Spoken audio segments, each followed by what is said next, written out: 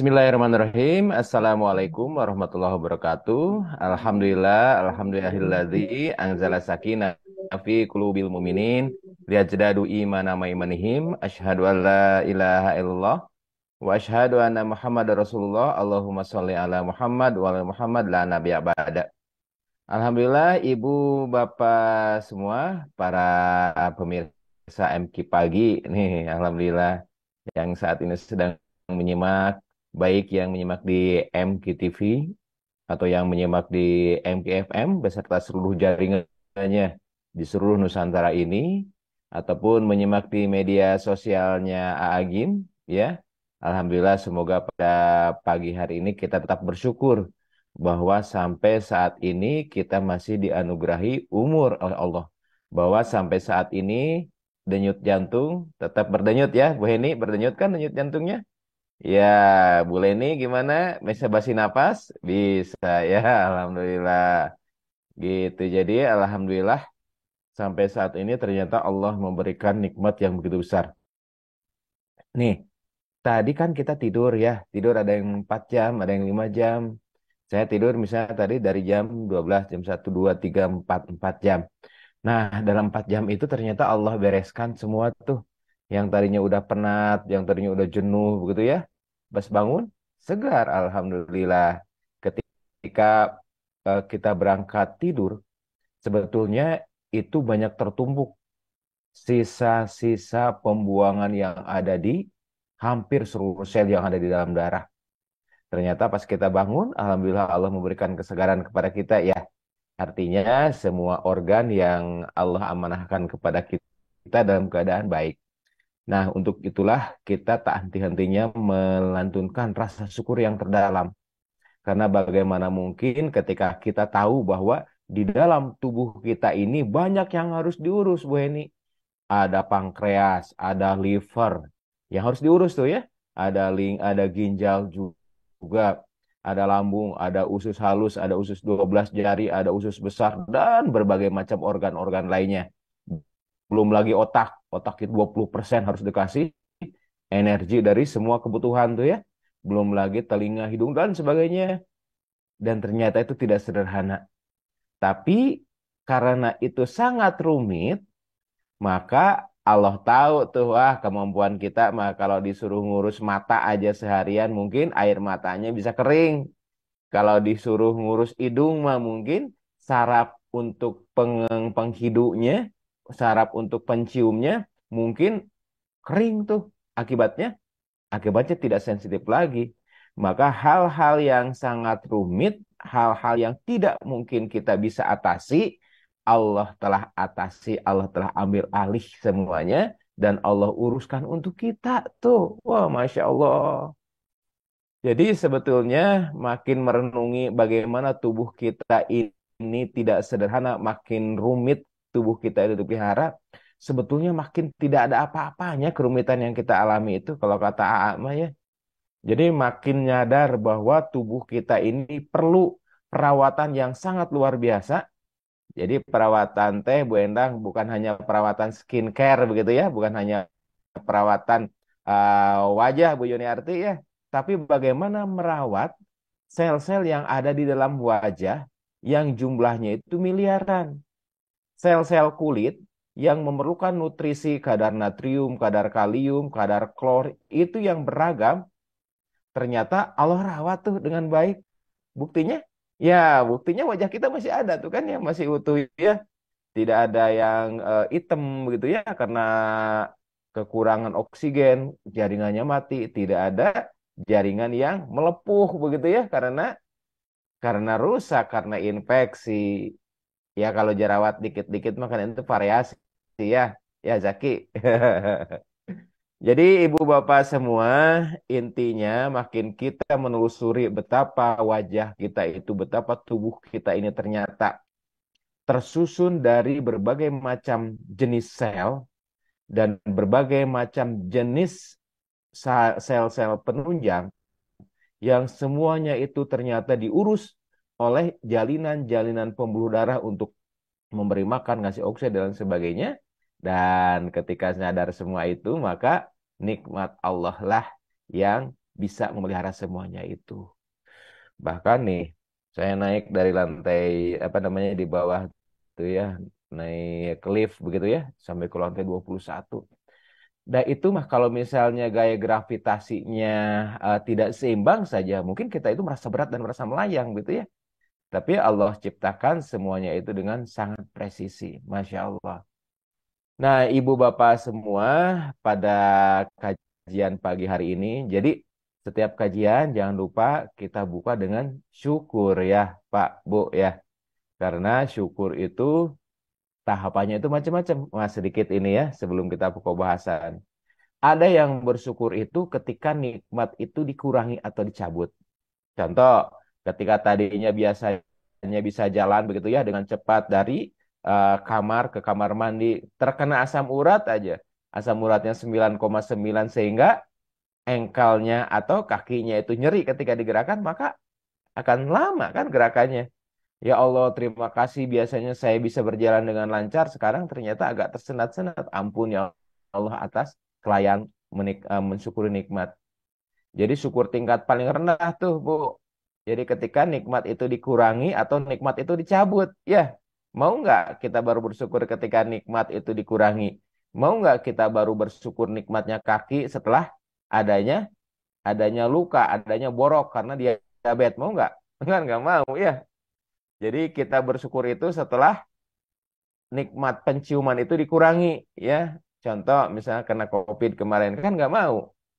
Nikmat mata itu baru kita syukuri ternyata sudah -12. Kan nggak mau juga ya. Nikmat mata itu baru kita syukuri setelah operasi katarak.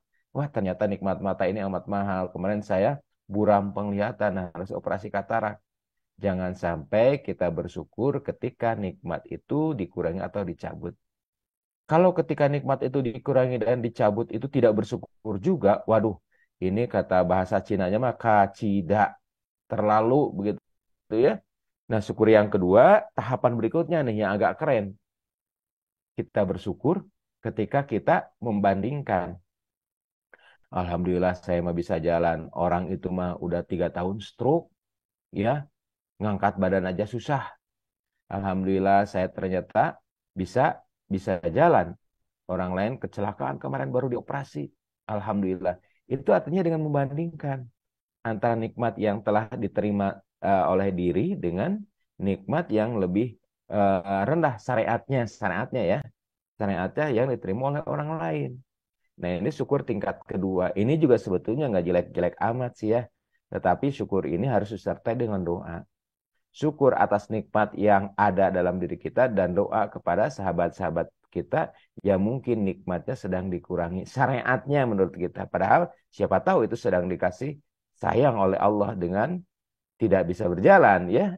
Karena Allah ingin melindungi dari perbuatan-perbuatan yang maksiat di antara seperti itu. Nah, syukur yang ketiga tahapannya lebih tinggi lagi, yaitu ketika kita bisa mempelajari bagaimana tubuh kita ini diberikan banyak sekali pemeliharaan, sebaik-baiknya penciptaan, bahwa ternyata ginjal di kanan dan ginjal di kiri itu masing-masing ada 1 juta mesin cuci tuh yang membersihkan darah. Setiap pagi, setiap sore, setiap malam, 76 kali sehari darah ikat itu dicuci tuh. Nah, ketika syukur kita dengan keilmuan, maka inilah syukur yang lebih tinggi dari yang dua yang di bawahnya tadi. Jadi kita tidak bersyukur ketika nikmat itu dicabut, kita tidak bersyukur ketika kita membandingkan nikmat kita lebih banyak, tetapi kita pelajari atas nikmat yang Allah berikan yang terus-menerus berlimpah kepada kita. Semoga syukurnya kita itu jangan syukur yang pertama ya, sepakat ya? Jadi jangan sampai kita bersyukur ketika nikmat itu dikurangi atau nikmat itu dicabut. Nauzubillah. Baik, ibu bapak semua, sahabat-sahabat MK pagi, nih pada pagi hari ini kita insya Allah akan membahas tentang nyeri perut. Habis lebaran itu banyak yang sakit perut, katanya Bu Endang. Ya, habis lebaran itu banyak yang kembung, banyak yang lambungnya kena. Nah, kita coba nih, dengan sakit perut, apakah menyadarkan nggak bahwa kita itu punya perut? Ya, Kita coba lihat ya, Ibu Bapak semua, bagaimana sebetulnya struktur yang ada di dalam perut kita ini. Supaya sakit perutnya itu kita bisa mengidentifikasi. Apakah ini sakit perut yang biasa atau sakit perut yang sekiranya ini bisa membahayakan. Baik, Ibu Bapak semua, inilah perut kita nih di dalam. Sebetulnya kalau aslinya tidak sesederhana ini ya. Aslinya itu lebih pabaliut, lebih rumit daripada ini. Jadi kalau kita lihat perut ini isinya begini nih. Ada lambung, kemudian juga masuk ke usus 12 jari atau duodenum ya. Kemudian masuk ke ke usus yang kecil ini nih. Nih, usus halus ini jejunum, kemudian ini ilium, kemudian ini ujung usus halusnya nih, ya. Masuk ke usus besar. Nah, di sini ada nih usus buntu. Nah, dinamakan usus buntu itu karena nggak ada aliran lagi ke daerah lebih distalnya lagi ya. Nih usus buntu yang kecil nih, yang suka dioperasi nih. Nah, kemudian ini masuk ke usus besar. Terus masuk ke usus besar, ini kolon ascenden, ini kolon transversum, kemudian masuk ke usus besar yang turun ke bagian bawah. Nih, kemudian turun ke belakang. Nah, udah ke belakang mah udah bau. Itulah abdomen atau perut kita ya. Nah, ketika seseorang mengalami sakit perut, berarti seluruh organ yang ada di perut ini bisa dong menjadi penyebab sakitnya perut ini, ya.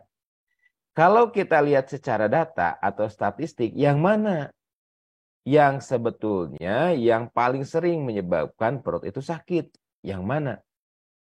Yang nomor pertama, ranking pertama yang menyebabkan perut itu dirasa sakit adalah yang ini nih, lambung, ya.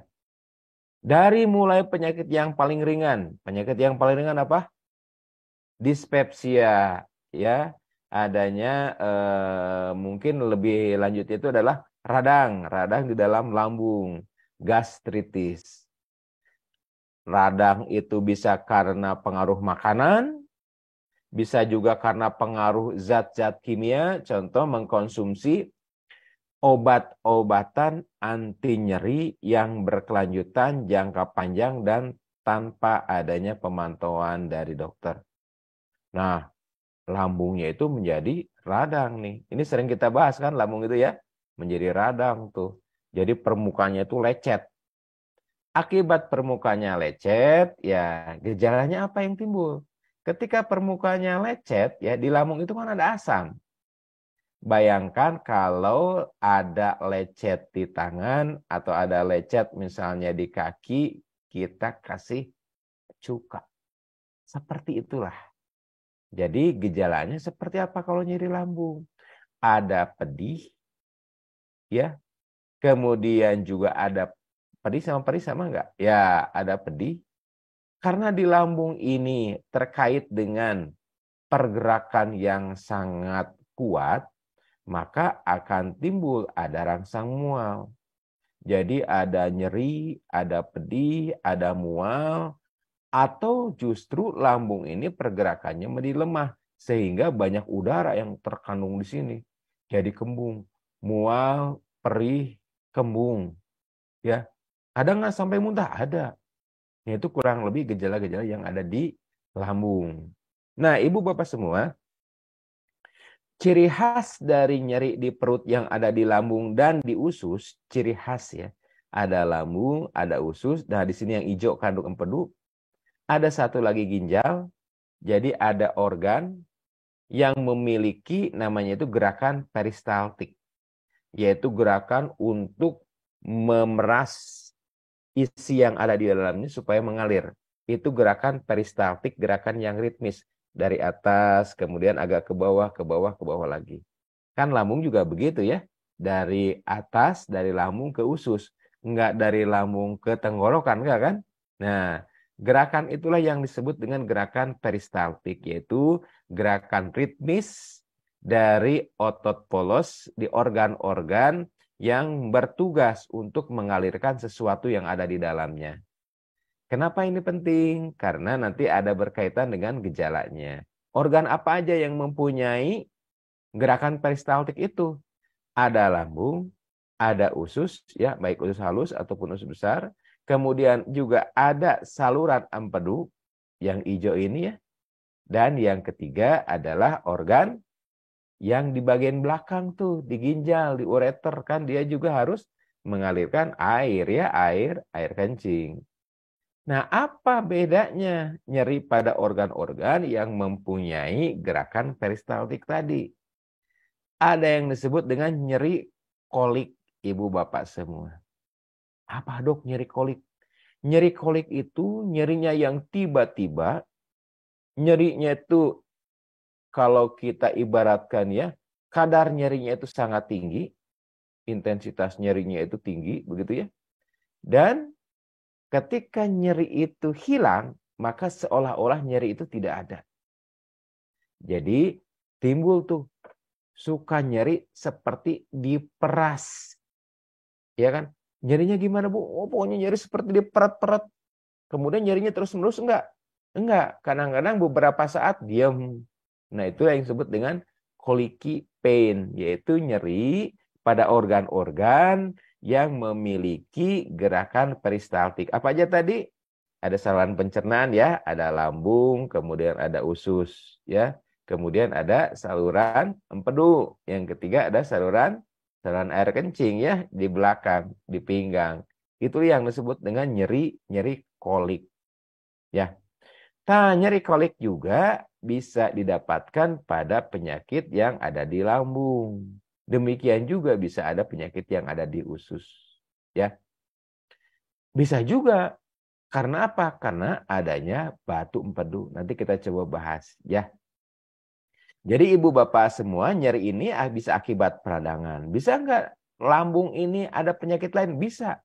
Yaitu adanya peradangan yang terus-menerus sehingga timbul seperti borok yang disebut dengan ulkus. Bisa ulkus peptik ya yang ada di lambung dan yang ada di usus 12 jari ini. Gejalanya apa bedanya yang ada di lambung sama di usus yang ini nih, yang kecil, 12 jari. Kalau nyerinya itu begitu makan langsung nyeri, maka kemungkinan gangguannya di lambung, ya. Kalau begitu makan tidak nyeri, tetapi setengah jam kemudian, 20 menit kemudian baru nyeri, berarti nyerinya itu ada di bagian setelah lambung kan. Ketika luka itu terisi makanan, kemungkinan akan terjadi gesekan kan. Maka langsung nyeri kalau lukanya itu ada di lambung. Kalau nyeri lukanya itu ada di usus 12 jari, maka beberapa saat setelah makan baru dirasakan nyeri. Itu biasanya pada ulkus peptik ya, tipe 2, tipe 3 yang ada di daerah usus 12 jari. Tipe nyerinya seperti apa? Panas, pedih, seperti terbakar. Ya, itu nyeri karena ulkus, karena adanya luka di lambung dan di usus 12 jari. Itu ya Ibu Bapak ya. Baik. Sekarang kita maju nih. Kemana nih? Ke usus halus. Mungkin nggak usus halus itu menimbulkan nyeri? Sangat mungkin. Kenapa usus halus bisa nyeri? Bisa karena infeksi. Infeksi apa yang paling sering? Nah, ternyata infeksi dari tipes katanya. Kuman tifoid, salmonella, ya. Yang bisa menyembuhkan panas itu tuh. Jadi kalau misalnya siang seperti nggak sakit, nggak panas, tapi kalau malam menjelang maghrib panas tinggi. Kemudian kalau pagi-pagi panas udah menurun lagi. Kemudian lama-kelamaan timbul lemas yang luar biasa. Dan kalau kita lihat lidahnya itu putih tuh. Putih seakan-akan di sana itu ada tepung. Ya. Dan putihnya itu lama-lama warna-warna kekuningan dan kecoklatan. Kekuningan itu bukan ke kampung saya ya. Raga kuning warnanya itu. Kekuningan itu bukan berarti ke Garut, ke Tasik ya. Jadi lidahnya itu agak kecoklatan. Itu karena kuman tifoid. Biasanya di mana kuman tipes? Nah, diamnya biasanya di sini nih. Di usus halus yang berbatasan dengan usus besar. Ya, yang disebut dengan ileitis tifoid. Jadi peradangan usus halus karena kuman tipes. Ya, itu juga bisa menyebabkan rasa nyeri. Kemudian apalagi yang menyebabkan saya nyeri? Ini nih, di usus besar tuh, ibu bapak semua, usus besar. Usus besar ini nyeri pertama terbanyak karena radang. Nanti akan saya coba perlihatkan bagaimana radang di usus besar. Kenapa bisa radang di usus besar? Penyebabnya banyak, ibu bapak. Ya, faktor risikonya yang paling banyak adalah sembelit, konstipasi. Ada kan yang misalnya setorannya itu, punten ya, setoran tiap paginya itu kadang-kadang 3 hari sekali atau 2 hari sekali baru ke WC begitu ya. Ada yang kadang-kadang seminggu sekali. Makin lama kontak kotoran itu dengan usus besar, makin besar kemungkinan terjadinya peradangan di usus besar ini. Kan namanya kotoran banyak kuman. Ketika kumannya itu terlalu lama di usus besar, kemungkinan kumannya itu bisa melakukan kerusakan pada usus besar ini. Itulah yang disebut dengan kolitis, yaitu peradangan pada usus besar. Ya. Nah, kemudian masuk lagi ke ujung nih, yaitu ke anus. Di anus itu yang bisa menyebabkan nyeri ada peradangan anus juga, yaitu proktitis. Ada lagi nggak selain radang? Ada, yaitu apa? Tumor. Ada daging jadi. Di mana? Bisa di lambung daging jadi itu. Bisa di usus besar. Terbanyak di mana? Terbanyak tumor di saluran pencernaan itu di saluran usus besar. Itu ya. Kurang lebih gambaran umum seperti itu. Nah, nanti kita coba lihat secara detail lagi sama gejala-gejalanya. Nah, Ibu Bapak semua, jadi kalau kita lihat dari datanya di sini, punten ya, ini agak menghalangi ternyata. Nih, yang menyebabkan nyeri di daerah perut ini, ternyata kalau kita lihat penyakitnya itu banyak ya. Ini yang terdata. Kalau kita lihat dari angka, ya, yang bisa menyebabkan ini pada laki-laki, pada perempuan ternyata berbeda-beda, ya. Tapi kalau kita lihat yang paling sering ternyata bukan di bagian perutnya, tapi di bagian pinggang. Apa yang ada di bagian pinggang? Kalau menurut data ini yaitu adanya gangguan dari saluran air kencing. Nyerinya gimana? Sama. Saluran air kencing kan tadi punya punya punya gerakan yang disebut dengan peristaltik ya, yaitu gerakan ritmis. Nah, ketika dia memeras, ketika ada yang diperasnya itu ada luka, maka dia akan nyeri sangat luar biasa. Ketika perasaannya itu lepas, maka nyeri itu seakan-akan turun, gitu ya. Nah, itu kurang lebih kalau kita lihat dari data statistiknya.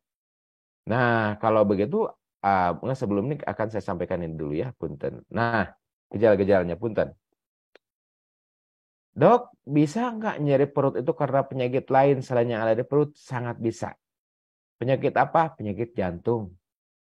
Kalau penyakit jantung itu nyeri sampai ke perut, bisa? Bisa.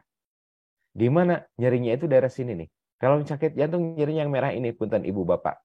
Nih yang merah ini ya. Nih yang merah ini. Jadi kalau di depan itu nyerinya itu di dada sebelah kiri. Ini bisa nyampe ke perut bagian atas di ulu hati di sini nih. Sehingga beberapa kejadian sakit jantung itu disensasi seperti itu penyakit mah, itu penyakit biasa. Biasa juga nanti sembuh sendiri. Iya kan?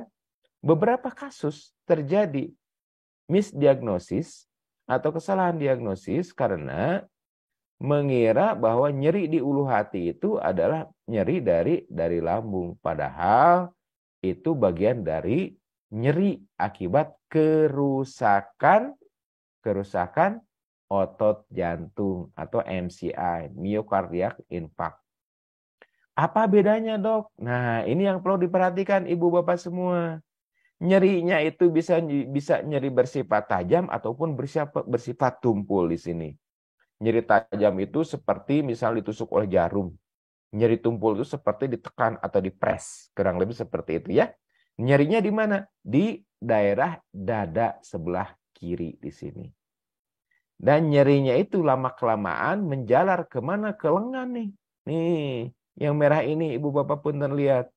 Andai kata ada nyeri dada, kemudian juga menjalar ke daerah lengan atas, lengan bawah.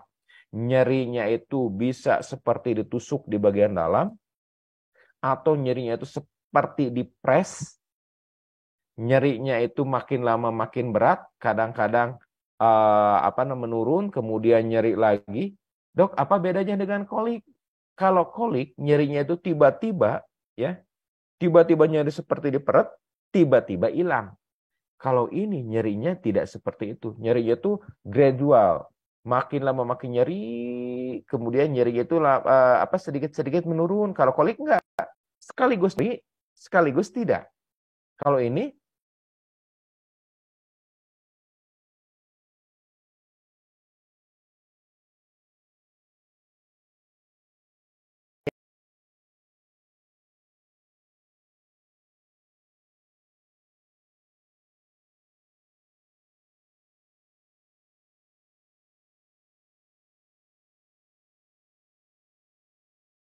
itu nyerinya juga mempunyai sifat lain, yaitu ada penjalanan ke daerah punggung. Nih, juga ini, ibu bapak yang mendengar di radio, di bagian punggung ini, kalau dia ada sesuatu di jantung, bisa ada sensasi nyeri juga.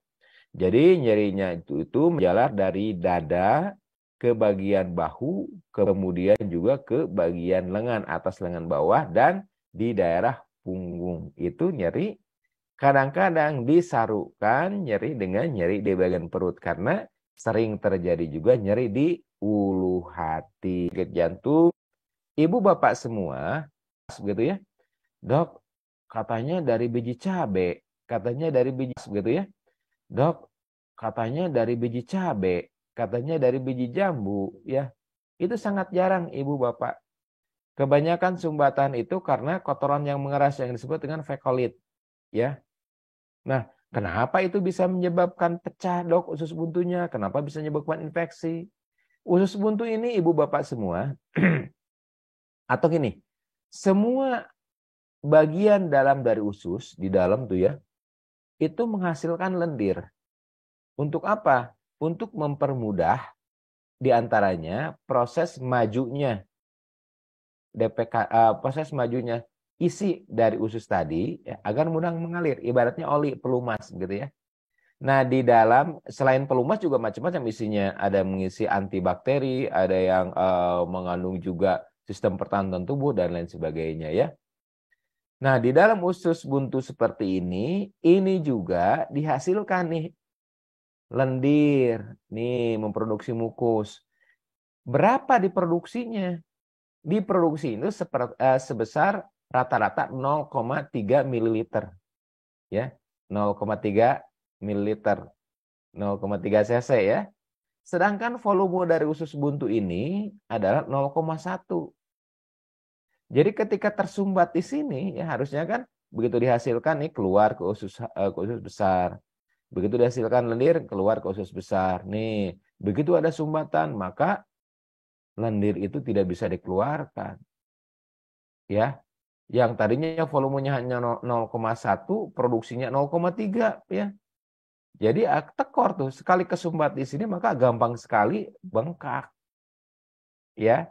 Makanya kalau usus buntu itu biasanya rata-rata itu tidak kurang dari 24 jam udah kerasa banget tuh nyerinya. Pagi-pagi baru kerasa nyeri ulu hati, kerasa mual, sorenya itu udah nyeri banget sampai malam itu di kanan bawah. Jadi prosesnya itu mungkin seperti ini tuh. Radang ya. Di sini ada sumbatannya, terlihat punten nih. Ini kalau dioperasi ya, Ibu Bapak. Ini sumbatannya, ini proses radang itu bengkak sini. Lama kelamaan kalau ini bengkak, lama kelamaan ini akan timbul karena di sini tidak bisa keluar ya ke usus besar, ini usus halus. Lama kelamaan ini bisa bengkak, bengkak kemudian pecah. Kalau sudah pecah ini agak repot urusannya ya. Kalau udah pecah seperti ini teman-teman tuh. Rumit, rumit ya secara syariat. Ini usus buntunya udah pecah nih, udah compang-camping. Terakhir saya operasi usus buntu itu kurang lebih 4 hari yang lalu ya. Nah, ini udah timbul apa namanya abses, borok. Boroknya itu diameter 10 cm itu ya. Nanah isinya. Nah, ini usus buntunya tuh. Yang tadinya kan mulus seperti ini ya. Ini masih dalam 24 jam. Tapi kalau misalnya lebih dari 3 hari, 4 hari seperti ini kejadiannya. Tuh. Jadi sudah borok dan sudah pecah. Inilah yang disebut dengan abses, periappendicular abses ya. Udah timbul borok, timbul nanah, dan sudah terjadi perforasi, timbul pecah. Ini resikonya besar sekali ya, bisa timbul peritonitis dan kumannya itu menyebar ke seluruh darah yang disebut dengan sepsis. Jadi waspada jika ada nyeri yang dimulai dari ulu hati, kemudian menyebar ke perut kanan bawah, kemudian nyerinya terus-menerus. Segera periksakan ya. Kita lanjut ya, Ibu Bapak semua. Dok, kok serem? Bukan nakut-nakuti, karena ini memang sering terjadi seperti ini, Ibu Bapak semua ya. Dok, bisa nggak dengan obat dulu? Kan seperti itu ya. Nih, Ibu Bapak, jadi kalau misalnya sumbatan seperti ini hampir tidak bisa lepas dengan obat. Ini sudah tertanam, sudah trapping di sini ya. Sudah trap di sini, jadi sudah terjerat di sini. Sehingga usus buntunya harus dibuang segini nih. Dibuang. Tuh. Dok, ada nggak efek samping kalau usus buntu dibuang? Pertanyaan sering seperti itu ya. Sebetulnya usus buntu pun memproduksi sistem pertahanan tubuh, imunoglobulin A diantaranya ya. Nah, kalau dibuang bagaimana? Ternyata imunoglobulin itu juga dihasilkan oleh oleh usus yang lain begitu ya. Jadi fungsinya itu sebetulnya bisa diambil alih oleh usus-usus yang lain begitu ya. Ini usus buntu atau appendicitis atau appendik. Letaknya di mana? Di kanan bawah ya. Jadi kalau ada nyeri yang berkaitan usus buntu, yaitu nyeri di kanan bawah secara tiba-tiba, nyerinya itu makin lama makin nyeri, ditekan juga makin nyeri, maka segera diperiksakan untuk memastikan. Kemudian apalagi penyebabnya? Ini Ibu Bapak masih ingat tadi? Ini adalah betul, ini saluran empedu ya. Di empedu juga sama tuh. Bisa ada apa? Bisa ada radang, bisa ada infeksi, bisa ada tumor, bisa juga ada batu. Nah, ini batunya kayak gini nih. Nih. Ini empedu yang sudah kolesistektomi ya. Beberapa kali saya melakukan operasi kolesistektomi ini ya. Batunya itu ada yang lebih dari 80, kecil-kecil kayak gini nih. Ada yang kayak pasir. Kalau ini batunya lucu-lucu kalau ini ya. Ini kurang lebih sebesar diameter 8 mili ya. Lucu-lucu kayak gini tuh. Ini ukurannya hampir sama semua. Ada juga yang gede tuh. Segede segede diameter yang paling besar yang pernah saya operasi itu sebesar 6 apa 8 gitu ya. Sebesar gini nih. Sebesar lebih besar dari telur lah ya, sebesar dari telur. Nih, ini batu empedu. Nah, bagaimana nyerinya sama kolikipen? Punten sekedap. Maaf, maaf ya. Punten.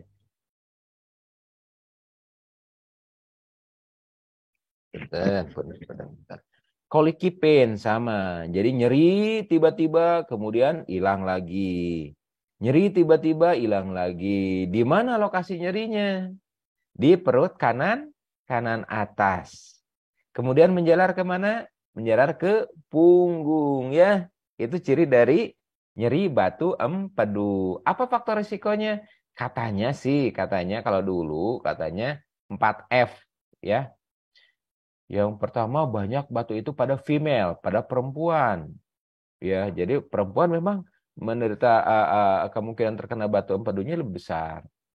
Kemudian pada female, kemudian fatty yaitu pada orang yang mempunyai berat badan yang obesitas atau lebih body mass index-nya tinggi gitu ya. Jadi orang yang gemuk, orang yang berlemak ya. Kemudian 40 yaitu usianya itu lebih dari 40 tahun ya. Kemudian ada yang dikatakan dengan F berikutnya ada 5 children. Umumnya yang mempunyai anak 5 katanya. Itu apa namanya perkiraan-perkiraan ya, tapi tidak semuanya juga begitu. Pasien saya kemarin yang dilaksanakan operasi hari Selasa besok itu umurnya 23 tahun, laki-laki begitu ya. Kemudian satu lagi yang operasi mungkin nanti hari Rabunya itu bapak-bapak. Usianya itu 58 tahun ya. Itu juga tidak semua kok, tidak semua berarti.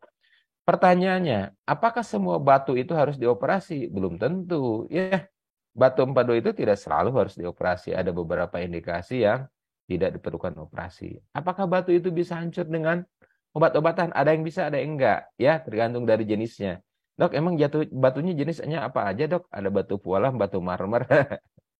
Batu di sini bisa dari batu apa namanya? Batu kalau kita istilahkan mungkin ya bisa batu asam urat, bisa batu oksalat, bisa batu kalsium, bisa juga batu dari bilirubin, macam-macam ya batu-batunya itu.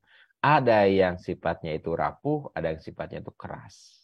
Ya, kalau ini lucu nih, bisa dibikin kalung begitu ya, banyak banget ya. Nah, yang sekarang yang lanjutnya adalah radang dari usus besar. Ini ibu bapak semua. Apa radang usus besar? Usus besar di mana? Review sedikit ya nih. Usus besar itu di sini nih, punten. Kemananya? Nah, ini usus besar ya. Nih, ya, di sini aja yang jelas ya. Nah, ini usus besar ya. Nih, usus besar itu fungsinya apa? Usus besar itu fungsinya untuk lebih menyerap cairan-cairan. Ibu bapak kalau makan bubur, kan keluarnya bubur encer apa padat? Ada padatnya, ada encernya ya. Kalau misalnya makan bubur atau makan misalnya ini aja seperti apa es krim gitu ya, makan es krim keluarnya kan mantan es krim itu kan nggak cair ya, tapi tetap aja lembek begitu ya. Makan bubur yang tadinya cair juga tetap aja jadi lembek. Cairannya itu banyak diserap di mana? Banyak diserap di kolon ya. Jadi makin lama apa kotoran itu berdiam diri di kolon, maka cairannya itu makin banyak terserap dan makin kering. Ya. Nah, ketika kolon itu mengalami peradangan, ya seperti ini tuh. Jadi peradangannya itu bisa karena apa namanya? eh Kalau colitis ulcerativa bisa juga karena Crohn disease. Penyakitnya macam-macam lah. Intinya ada perlukaan di sini, ada peradangan. Gejalanya apa? Gejalanya itu bisa diare. Diarenya itu berulang, Pak, Bu. Dalam 1 bulan itu bisa 3 kali, 4 kali diare. Dan diarenya bercampur lendir. Nyerinya seperti apa? Nyerinya di perut bagian kanan atau kiri. Atau di dekat ulu hati. Karena kan usus besar itu letaknya itu seperti huruf U terbalik ya. Tuh kayak gini. Bisa juga di daerah ulu hati tuh. Wah, ini kadang-kadang disarukan lagi juga dengan penyakit lambung. Ya, penyakit lambung apa bedanya dengan penyakit usus besar di sini? Dari gejala lambung itu lebih dominan ke pedih, perih, kembung, mual. Tapi kalau di usus besar, itu perih, pedih, kembung, mual itu hampir nggak pernah ada. Yang ada itu nyeri bersifat tumpul, tidak tajam. Ya. Kemudian gejala berikutnya dari penyakit radang usus besar itu adalah timbulnya diare. Selain diare, ada nggak timbul lain? Ada. Justru apa? Konstipasi. Ini uniknya. Jadi kadang-kadang 3 hari, 4 hari tidak bisa BAB, kadang-kadang 3 hari berikutnya sehari itu bisa 4 atau 5 kali buang air besar. Itu uniknya. Ketika diare, rata-rata disertai dengan lendir dan cairan berwarna putih ke kuning-kuningan. Nah, saya nggak nyebut ke kuningan ya. Bisa disangka ke Garut, ke Cirebon gitu ya. Ke kuning-kuningan. Nah, itu aja yang aman, Mah ya. Nah, ini radangnya seperti ini, Ibu Bapak semua. Nah, begitulah mungkin penyakit-penyakit yang bisa menyebabkan nyeri perut. Yang mungkin satu lagi yang saya titipkannya adalah dari batu ginjal ya. Kalau kita lihat batu ginjal, apa namanya? Eh, Mulai dari pinggang ya, batu ginjal. Sebentar, saya coba carikan contohnya ya. Nah, punten ini batu ginjal. Oh, belum nampak ya, punten saya cek dulu ya. Kalau batu ginjal itu nyerinya bisa di pinggang, bisa juga dia menjalar kemana? Dia bisa menjalar ke paha, baik itu paha depan ataupun paha bagian belakang. Bagaimana sifat nyerinya? Nah, ibu bapak semua, sifat nyerinya pun bisa berupa colicky pain, yaitu nyeri yang sifatnya itu tiba-tiba timbul, ya, tiba-tiba timbul, kemudian tiba-tiba hilang, begitu ya. Nah, ketika nyerinya itu hilang, biasanya dia nggak ada keluhan apa-apa tuh, ya. Ketika nyerinya timbul, nyerinya itu sangat luar biasa. Itulah nyeri nyeri kolik, yaitu nyeri kolik dari ginjal, ya, atau dari saluran empedu, ya. Baik, mungkin saya coba lihatkan ya gambar batunya itu seperti ini. Punten, mudah-mudahan bisa terlihat ya. Eh, bentar. Belum di ini dulu.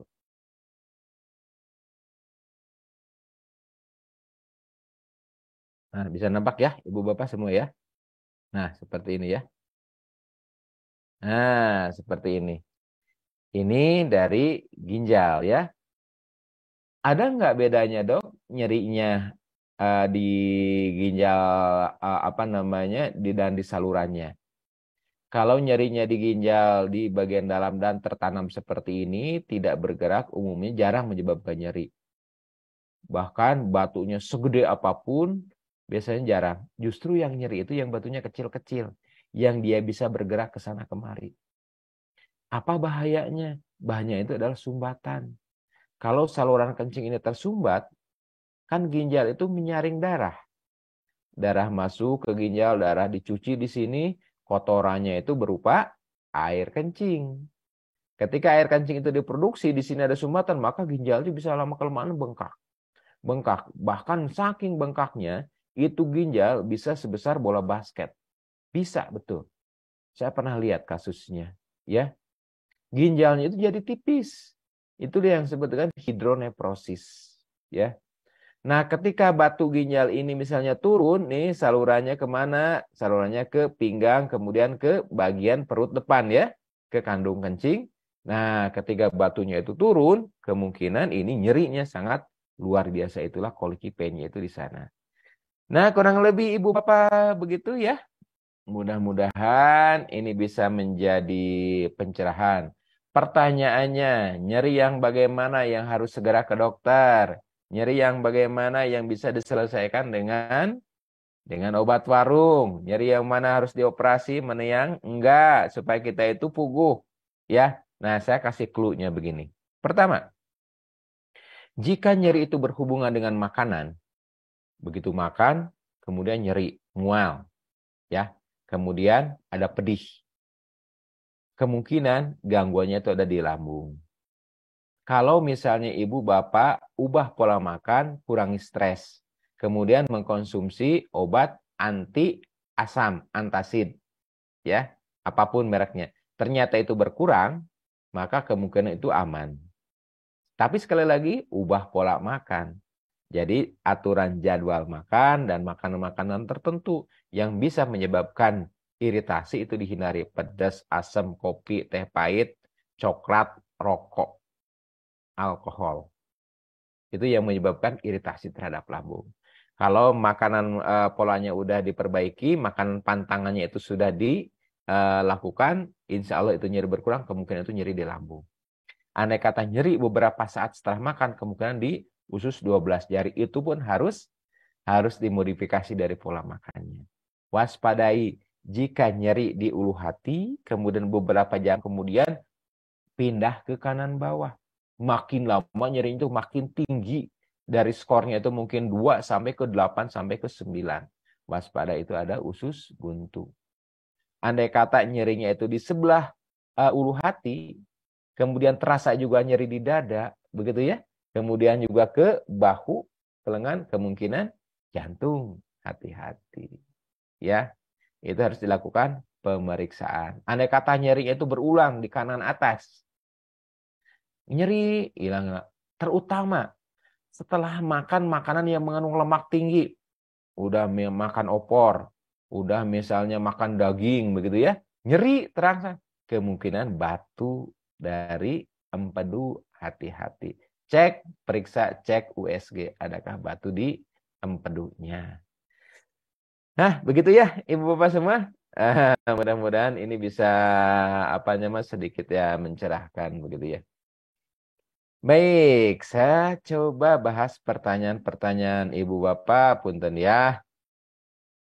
Pertanyaannya dari IGI Kota Bandung. IGI itu apa sih? Ikatan Guru? Oh, bukan. IGI Kota Bandung. Siapa namanya? Dok, saya sedang sakit ambeien, tapi masih ada benjolan sisa di samping anus dan tidak sakit. Pengen hilang, bagaimana pengobatannya? Ketika ada keluhan ambeien, ambeien itu kan ada dua macam. Ada hemoroid interna, ambeien dalam dan luar ya. Ambeien dalam itu ada 4 grade. Grade 1 itu tidak ada benjolan yang keluar ketika BAB ya. Nyerinya kadang-kadang ada, kadang-kadang rasa mengganjal, kadang-kadang ada darah. Kemudian yang kedua, grade kedua itu ketika ada BAB muncul benjolan. Ya. Ketika BAB beres dia masuk dengan sendirinya. Grade ketiga muncul benjolan tapi dia ogah masuk lagi. Tapi kalau didorong dia nurut tuh. Ya. Grade keempat dia ogah masuk di dalam. Gerah katanya. Nah, ketika obati, nah ada sisa tuh benjolan sedikit. Biasanya itu kulitnya warna itu sama dengan kulit sekitar. Ya, itu sudah menjadi skin tag namanya itu. Apakah itu berbahaya? Umumnya tidak berbahaya. Bagaimana kalau ingin hilang? Nah, kalau ingin hilang seluruhnya biasanya nggak bisa. Kalau hilang total bagaimana? Ya udah dioperasi aja. Kalau nggak dioperasi bahaya nggak? Kemungkinan nggak berbahaya. Gitu ya. Bisa nggak di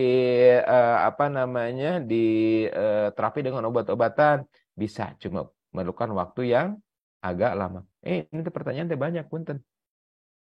Maaf ya, maaf. Ternyata banyak di atasnya. Baik, pertanyaan berikutnya dari Ibu Ratmi. Dok, izin bertanya, konsumsi D3? Vitamin D3 ya. Apakah ada efek sampingnya? Vitamin A, vitamin D, vitamin E, dan vitamin K, A, D, E, K, itu vitamin yang larut di dalam lemak. Ya, jadi kalau konsumsi berlebihan juga ini akan bermasalah. Jadi bagaimana tahunya ini berlebihan atau tidak? Ukur kebutuhan hariannya berapa, kemudian konsumsinya berapa. Vitamin A, D, E, K itu vitamin yang larut dalam lemak. Kalau vitamin yang lainnya larut dalam air, kalau berlebihan itu sangat mudah untuk dikeluarkan ya. Kemudian dari Cikajang, terima kasih kiriman dodolnya. Dok, saya mau bertanya. Saya kan susah BAB, keluar keluar, tapi cuma sedikit. Itu juga malam hari aja. Baik-baik. Jadi gini, Bu. Bagaimana caranya agar BAB itu lancar? BAB lancar ini bisa mengurangi kejadian penyakit saluran pencernaan sampai 30%. Besar banget. Bahkan BAB lancar itu bisa mengurangi setengah dari kasus wasir. Itu yang saya baca. Bagaimana caranya biar BAB lancar? Ada empat cara. Punten, perhatikan baik-baik.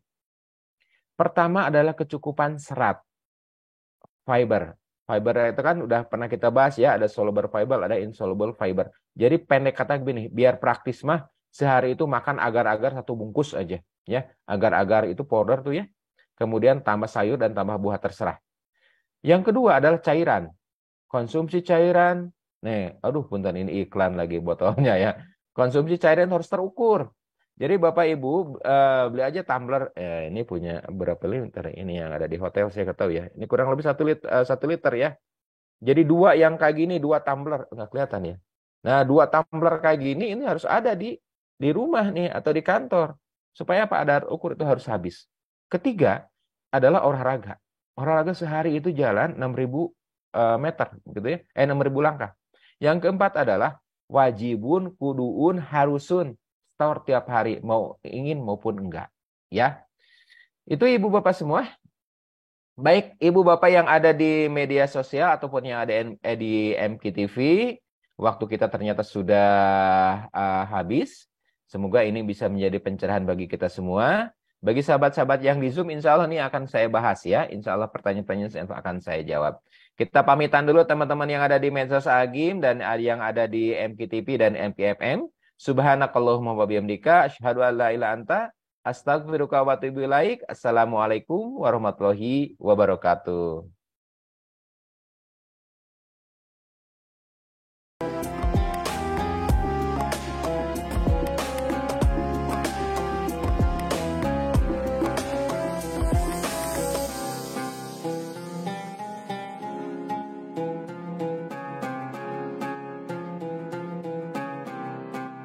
Jangan lupa, saya bilang sekalian, terus berlangganan di Darut Tauhid Official.